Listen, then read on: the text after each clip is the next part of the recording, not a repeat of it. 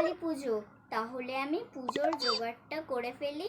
না বৌমা, তুমি পুজোর কোনো কাজে হাত দেবে না। আমাদের এতদিনকার পুরানো পুজো, তোমার মতো মেয়ের ছোঁয়া লাগলে পুজোটা নষ্ট হয়ে যাবে। কেন মা, আমি কি করেছি? কি আবার জিজ্ঞাসা করছো তুমি কি করেছো?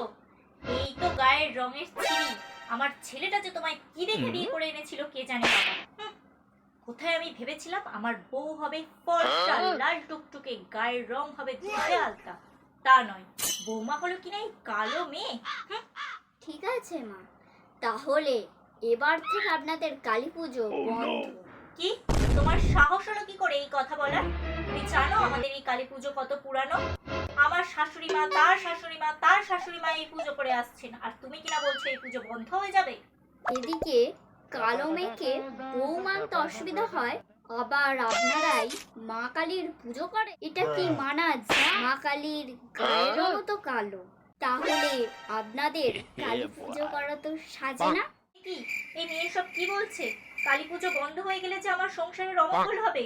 না না, এ আমি কিছুতেই হতে দিতে পারি না। বৌমা, যাও তুমি পুজোর জোগাড় করো। ঠিক আছে মা।